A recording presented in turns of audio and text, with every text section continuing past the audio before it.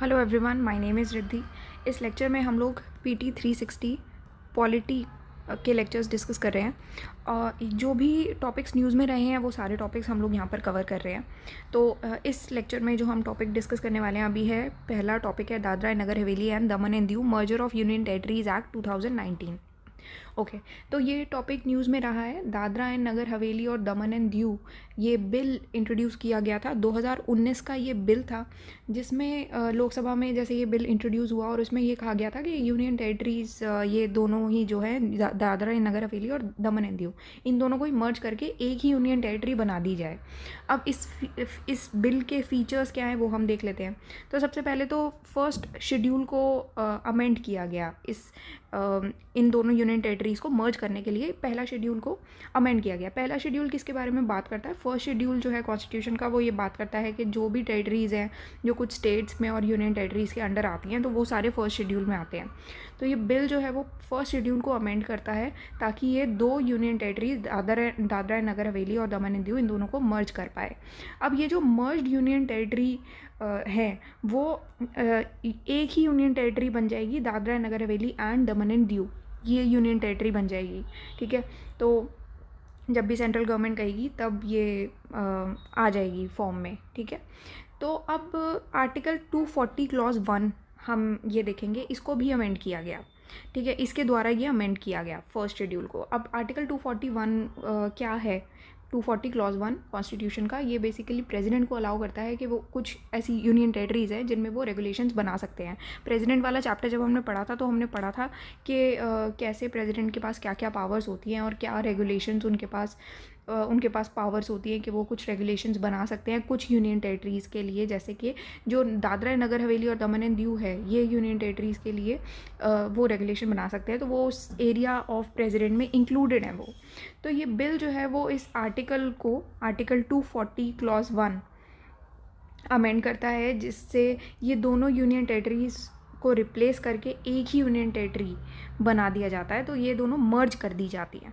ठीक है, अब यहाँ पर जब रिप्रेजेंटेशन की मैं बात करती हूँ, जैसे यहाँ पर लिखा है 2 लोकसभा सीट्स। अब है क्या बेसिकली, जो पहले वाला सिस्टम था उसमें पहला जो शेड्यूल था, first schedule to the representation of the people act 1950 का, इसमें क्या था कि एक सीट दी जाती थी लोकसभा की एक यूनियन टेरिटरी को। मतलब कि दादरा एंड नगर हवेली के पास एक सीट हो गई और दमन एंड दीव के पास एक सीट हो गई, तो दोनों के पास अलग अलग तो 2 ही सीट्स थी। तो अब ये बिल जो है इसमें हम ये शेड्यूल को भी अमेंड करते हैं और 2 सीट्स हम प्रोवाइड करते हैं, 2 Lok Sabha seats.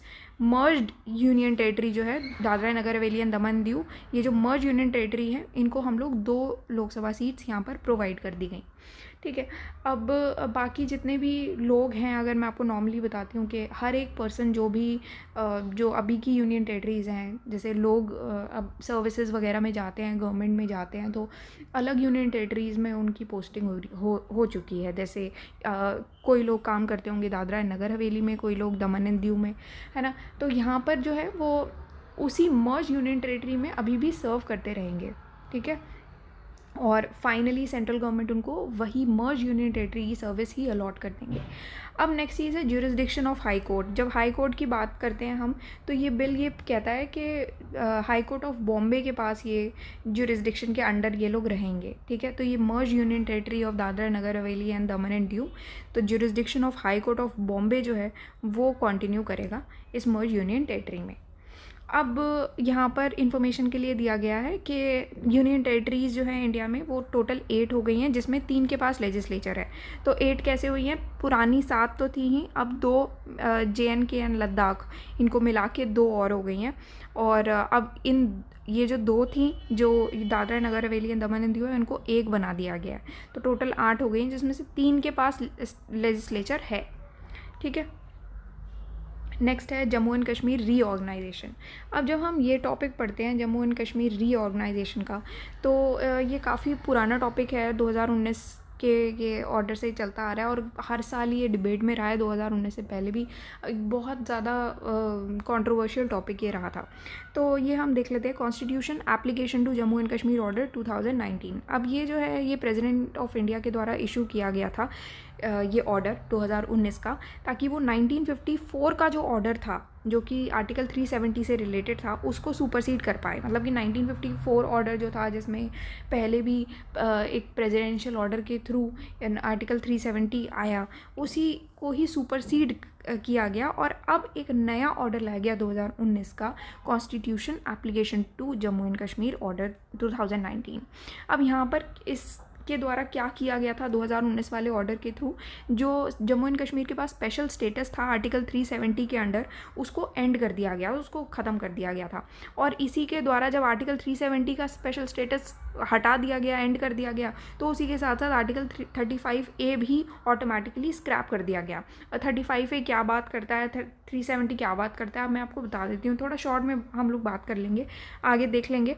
Article 35A basically जो परमानेंट रेजिडेंट्स हैं उनके कुछ प्रिविलेजेस के बारे में बात करता है, आगे मैं अभी बता दूंगी आपको। ये Jammu and Kashmir reorganisation act 2019 के द्वारा जम्मू एंड कश्मीर को 2 यूनियन टेरिटरीज़ में दोबारा से एक रीऑर्गेनाइज कर दिया गया आर्टिकल 3 के अंडर। ठीक है, तो यहाँ पर क्या था, बेसिकली जम्मू एंड कश्मीर के पास एक लेजिस्लेटिव असेंबली होगी। तो पहला तो ये था, यूनियन टेरिटरी बनी। दूसरी यूनियन टेरिटरी लद्दाख बनी, जिसके पास कोई भी असेंबली नहीं है। तो सिर्फ जम्मू एंड कश्मीर के पास एक लेजिस्लेटिव असेंबली है, लद्दाख के पास नहीं है। अब कैसे हुआ ये भी एक्सप्लेन कर देते हैं। तो क्या था बेसिकली कि पीडीपी और बीजेपी की कोलिशन गवर्नमेंट थी, जहाँ से बीजेपी ने अपना सपोर्ट विड्रॉ कर लिया। अब जैसे ही बीजेपी ने सपोर्ट विड्रॉ किया तो वहाँ पर क्या है, अभी सरकार तो रही नहीं, तो गवर्नर का रूल जो है वो इम्पोज कर दिया गया था। अब आर्टिकल 367 जो है वो कहता है कि कॉन्स्टिट्यूशन के इंटरप्रिटेशन के बारे में ये बात करता है।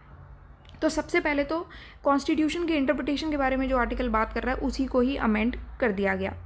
ठीक है, तो यहाँ पर किस तरीके से किया गया, प्रेसिडेंट जो है हमारे, उन्होंने एक प्रेसिडेंशियल ऑर्डर इशू किया under article 370 clause 1 of the constitution, जिसके द्वारा आर्टिकल 367 जो बात करता है इंटरप्रिटेशन ऑफ द कॉन्स्टिट्यूशन की, उसको अमेंड कर दिया गया।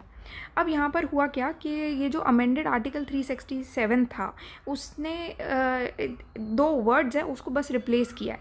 क्या था कि ये जो एक्सप्रेशन है constituent assembly of the state, article 370 clause 3 में ये लिखा हुआ है constituent assembly of the state, इसको हटा करके अब इसका मतलब ये बन गया legislative assembly of the state.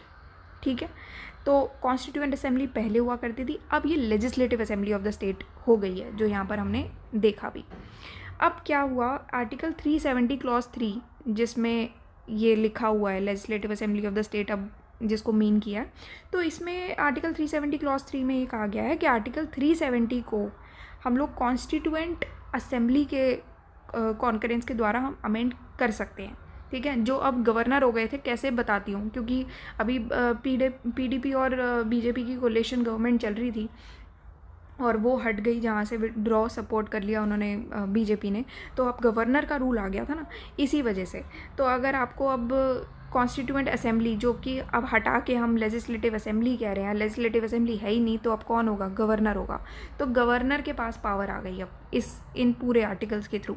Article 370 clause 3 मैं दोबारा से बता देती हूँ, ये कहता है कि आर्टिकल 370 जो है वो कॉन्स्टिट्यूएंट असेंबली के कॉन्करेंस के द्वारा अमेंड की जा सकती है, बट अब अमेंडमेंट की वजह से वो स्टेट लेजिस्लेचर के रिकमेंडेशन के द्वारा की जा सकती है। क्यों, क्योंकि यहाँ पर ये अमेंड हो गया ना, कॉन्स्टिट्यूएंट असेंबली नहीं है, अब लेजिस्लेटिव असेंबली है। अब again legislative assembly of the state dissolve हो गई थी, क्योंकि बीजेपी ने अपना सपोर्ट विड्रॉ कर लिया, इसलिए गवर्नर का रूल लग गया, इसलिए गवर्नर के पास अब पावर हो गई ये डिसीजंस लेने की। अब ठीक है, थोड़ी सी क्लैरिटी आ गई। अब आर्टिकल 370 जो है उसका अगर हम बात करते हैं, ये एक टेम्परेरी प्रोविज़न था जो कि 1954 के एक प्रेसिडेंशियल ऑर्डर के थ्रू इंसर्ट किया गया था। तो इसी अमेंडमेंट के थ्रू, आर्टिकल 370 के थ्रू, ये इस अमेंडमेंट के लिए कोई कॉन्स्टिट्यूशनल अमेंडमेंट की रिक्वायरमेंट थी ही नहीं। तो गवर्नमेंट ने एक रेजोल्यूशन पास किया कि जिससे आर्टिकल 370 को रिपील किया जा सके, सिंपल मेजॉरिटी के थ्रू ये पास किया। सिंपल मेजॉरिटी मैंने प्रेसिडेंट के लेक्चर में भी एक्सप्लेन किया था, अलग से मैं एक शॉर्ट वीडियो बना दूंगी, सिंपल मेजॉरिटी, स्पेशल मेजॉरिटी ये होती क्या है। ठीक है, तो अभी आप याद रखो, सिंपल मेजॉरिटी के थ्रू ये आर्टिकल 370 को रिपील कर दिया गया था। अब नेक्स्ट हम पढ़ते हैं article 35A of the constitution. Again जैसा मैंने आपको बताया था कि 35A of the Indian constitution एक ऐसा आर्टिकल है जो कि जम्मू एंड कश्मीर के जो स्टेट लेजिस्लेचर है उनमें परमानेंट रेजिडेंट्स को डिफ़ाइन करता है कि ये जम्मू एंड कश्मीर का जो स्टेट लेजिस्लेचर है उनके जो भी परमानेंट रेजिडेंट्स हैं उनको कुछ स्पेशल राइट्स और प्रिविलेजेस दिए गए थे उससे रिलेटेड है ये आर्टिकल 35A। तो ये आर्टिकल की मतलब स्पेशल बात ये थी कि ना ही ये ओरिजिनल कॉन्स्टिट्यूशन में मौजूद था और ना ही ये किसी कॉन्स्टिट्यूशनल अमेंडमेंट के थ्रू ऐड किया गया था। बट ये क्या था, 1954 का जो प्रेसिडेंशियल ऑर्डर था उसके द्वारा कॉन्स्टिट्यूशन में ये ऐड किया गया था, जो कि आर्टिकल 370 के अंडर इशू किया गया था। अब आर्टिकल 370 ही नहीं रहा, इसी वजह से ऑटोमेटिकली 35A भी स्क्रैप हो गया। तो इसमें कौन कौन सी प्रिविलेजेस थी अर्लियर 35A में कि आप कोई भी जो वहाँ के सिटीजन्स हैं, जो जम्मू एंड कश्मीर स्टेट के जो भी परमानेंट रेजिडेंट्स हैं, वो लैंड परचेज़ कर सकते हैं, इमूवेबल प्रॉपर्टी परचेज़ कर सकते हैं, वो वोट और कंटेस्ट कर सकते हैं इलेक्शंस में, और एम्प्लॉयमेंट दी जाती थी स्टेट गवर्नमेंट के अंडर उनको, और बाकी के जितने भी स्टेट बेनिफिट्स हैं जैसे कि हायर एजुकेशन है, हेल्थ केयर है, और भी जो भी फॉर्म्स ऑफ एड हैं वो भी उनको दी जाती थी। अब इशू यहाँ पर क्या थे कि जो भी नॉन परमानेंट रेजिडेंट्स है ऑफ द स्टेट के, मतलब कि जैसे आप और हम हो गए, अगर हम जम्मू एंड कश्मीर स्टेट से बिलोंग नहीं कर रहे हैं, वहाँ के परमानेंट रेजिडेंट नहीं हैं, तो हमारे लिए बहुत मुश्किल है, हमें ये प्रिविलेजेस नहीं मिलेंगी। ठीक है, चाहे हम इंडियन सिटीजन ही क्यों ना है, पर हमें वो प्रिविलेजेस नहीं मिलेंगी। We are not entitled to these privileges. तो हमें प्रॉपर्टी राइट्स भी डिनाई किए जाते हैं, तो स्पेशली नेटिव वुमेन और चिल्ड्रन को भी। अगर मान लो कोई भी वुमेन है वो अपने स्टेट के बाहर जाके किसी से शादी कर लेती हैं तो उनको कोई प्रॉपर्टी राइट नहीं मिलेंगे।